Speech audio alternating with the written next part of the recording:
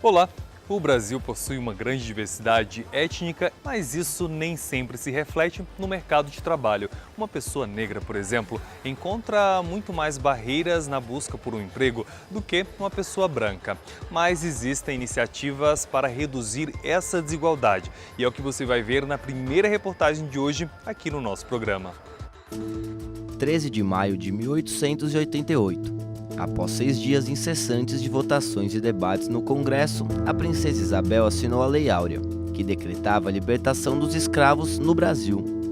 O processo de emancipação dos negros, sem nenhuma política pública de apoio, pode explicar parte das desigualdades na sociedade brasileira e, consequentemente, nas organizações. 130 anos após a abolição da escravidão, a gente ainda precisa levar em conta a situação dos afrodescendentes na sociedade brasileira. A ONU proclamou o período de 2015 e 2024 como a década internacional de afrodescendentes, principalmente levando em conta a situação de desvantagem da população negra.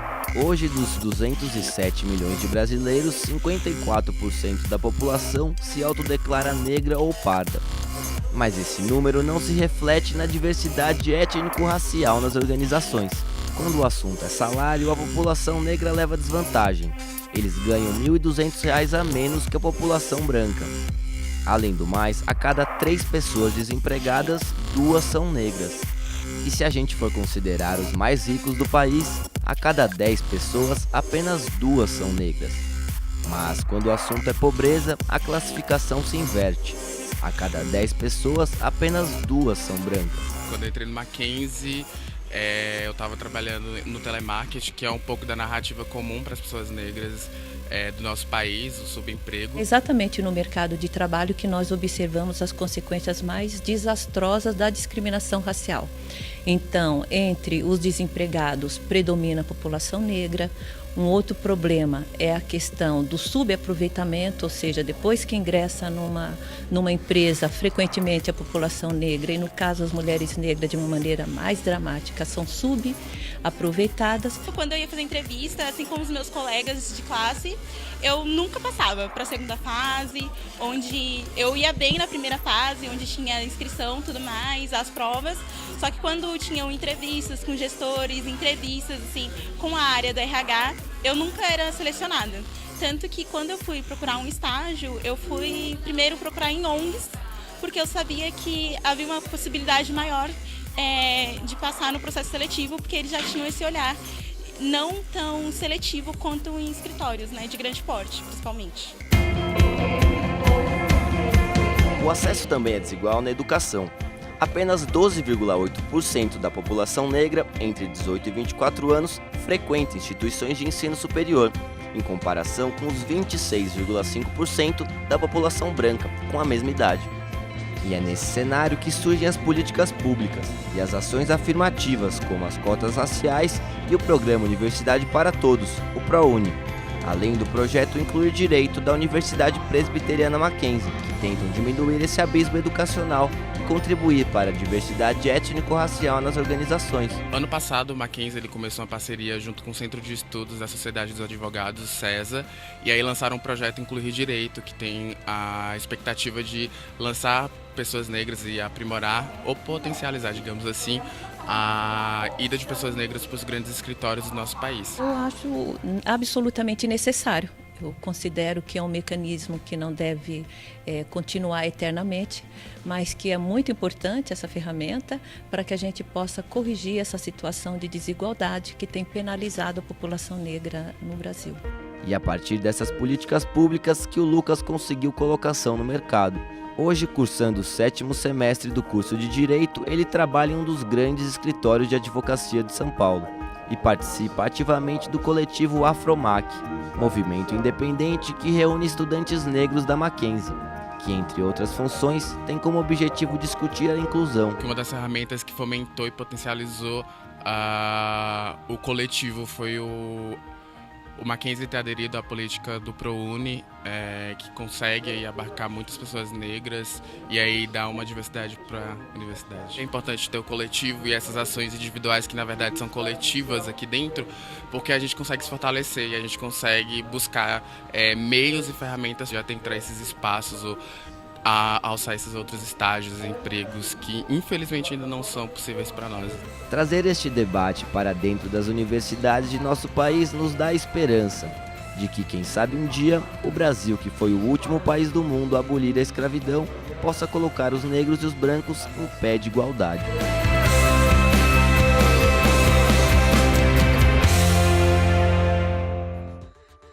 Outra forma de reduzir a desigualdade é estimular as novas gerações a encontrarem soluções para os problemas da sociedade. Assim, desde cedo, elas se tornam conscientes dos grandes temas que fazem parte da nossa vida. Na próxima reportagem, a gente vai mostrar um exemplo bem legal de como isso pode ser feito. O tráfico de pessoas é o terceiro negócio ilícito mais lucrativo no mundo, atrás apenas do tráfico de drogas e armas. A movimentação é de cerca de 32 bilhões de dólares por ano. Esse comércio parece estar longe de nossos olhos, mas os números trazem para perto. Um levantamento feito entre 2012 e 2014, em 106 países, foram encontradas mais de 60 mil vítimas. E esse número é bem inferior à quantidade real de pessoas traficadas e que não entram de fato nessa estatística. Nós temos hoje milhares de pessoas sendo levadas do Oriente Médio para a Europa, sendo levadas da própria América, intra-América, saindo da Bolívia, vindo para o Brasil, como escravas sexuais, como escravidão análoga também, à medida em que trabalham aqui, bolivianos que chegam ao Brasil e têm que trabalhar com salários baixíssimos, não conseguindo pagar, inclusive, as custas do seu trabalho. O assunto move diversos países em busca de solução. As conferências da ONU são algumas dessas iniciativas que tentam costurar entre os países um meio para combater o tráfico de pessoas. Os países envolvidos que acabam ofertando emprego a esses que, em geral, não sabem o que irá acontecer. Eles acabam chegando até esses lugares e eles acreditam que vão ocupar um cargo importante no país e que acabam sendo meio que escravizados mesmo, né? O assunto impacta na vida de todos e qualquer um pode ser vítima de sequestro pelo tráfico de pessoas. E foi pensando nisso que esses estudantes do ensino médio do Colégio Presbiteriano Mackenzie montaram esse evento que simula uma conferência da ONU. É um exercício que eles vão efetuar, que seria articular algo que venha a melhorar a situação. Esse é o grande objetivo de todos aqui. Esse ano somente o ensino médio, primeiro, segundo e o terceiro médio. Aproximadamente vão ser aí 18 salas envolvidas. A gente tem que atacar, achar um culpado, defender o nosso próprio país, apesar dele também fazer parte do tráfico, e a gente tem que criar estratégias para chegar numa resolução para esse problema. Durante 3 dias, mais de 100 estudantes de 14 a 17 anos se distribuíram em 21 delegações, cada uma de uma nacionalidade, para estudar e entender as questões socioculturais que levam ao tráfico de pessoas, principalmente com a finalidade de exploração sexual. É uma atividade totalmente desenvolvida por eles. O tema foi escolhido pelos professores, mas todo o trabalho de pesquisa, a elaboração das vestimentas que eles vão colocar, do que eles vão falar, é tudo feito uma pesquisa por eles. A atividade culminou na elaboração de propostas de combate ao tráfico de pessoas e num documento que simularia um acordo entre as nações com mais incidência. E a gente pensou de uma forma que seja bem democrática e que todo mundo consiga tirar proveito de alguma coisa, sem estabelecer nenhuma censura, nenhum tipo de medida que governos não aceitariam, medidas sociais e políticas.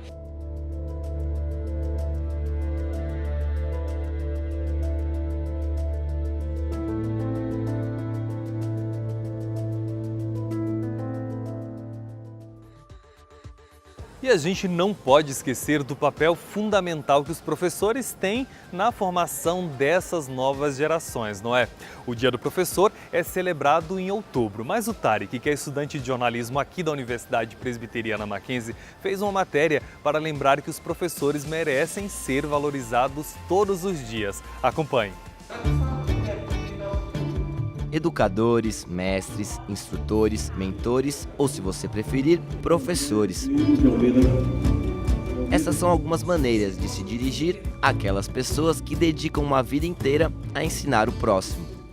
Então, eu tomo crédito de matéria-prima, de insumo. O professor atua como um facilitador no processo de desenvolvimento do aluno. Ele aconselha, disciplina, gerencia, planeja o futuro do aluno e auxilia a aflorar o senso crítico. O professor é a alma da universidade. Sem professor não há universidade, não há ensino e, portanto, não há aprendizagem. Então, o papel do professor é fundamental, ele precisa ser cada vez mais valorizado. É essa profissão que é um sacerdócio, é uma missão. No dia 15 de outubro é celebrado o Dia dos Professores por todos os cantos do Brasil. Mas a data de comemoração deste dia tão importante não é um consenso. Isto porque, para a Unesco, o dia é celebrado no dia 5 de outubro. Mas por que há essa divergência de datas? Aqui no Brasil, a data surgiu como costume no ano de 1827, há 191 anos. Dom Pedro I baixou um decreto que criava o ensino elementar no Brasil, mais conhecido como educação básica. O texto dizia que todas as cidades, vilas e lugarejos tivessem escolas de primeiras letras. Ele ainda traz referências sobre a descentralização do ensino, ao salário dos professores e às matérias básicas que todos os alunos deveriam aprender. Mas nem tudo foi tão simples assim. Somente em 1947, 120 anos depois, a data passou a ser celebrada. O professor paulista Salomão Becker teve a ideia de transformar a data em feriado, criando assim a tradição de homenagear os professores no dia 15 de outubro. No dia, os alunos e professores celebravam a importância desta parceria, levando quitutes de casa para festejar juntos na escola. A parceria estabelecida entre esses dois elos ultrapassa os limites da sala de aula e se estende ao longo do desenvolvimento e da transformação destes alunos. Vê-los desenvolvendo, vê-los me procurando fora do horário de aula para aprofundar um projeto, para ir atrás de alguma ideia, isso é recompensante. Isso para mim é a retribuição que eu preciso. Não digo um vício, mas é como assim o ar que a gente respira, a água que a gente bebe é uma necessidade. É realmente uma necessidade. E, como eu falei, o grande reconhecimento disso é ver a transformação, é ver resultados dessa transformação, é vê-lo alcançar os sonhos, é vê-lo sonhar cada vez mais alto, é vê-lo conquistar aquilo que foi posto no coração dele, eu acredito que por Deus. Hoje, quase 200 anos depois, seguimos dedicando a data a relembrar e homenagear aqueles que fazem a diferença na vida de todas as pessoas, através do ensino e da educação. Atualmente nós estamos com cerca de 1.100 professores. Professores atuando na graduação, no lato sensu e na pós-graduação. Reconhecer o trabalho do professor é algo que a gente tem que fazer todos os dias. Essa data é muito significativa por isso. Cabe a eles levar o nome do Mackenzie bem alto, como levam há anos já, e eles são responsáveis pelo grande sucesso do Mackenzie em toda essa mais de 100 anos de existência.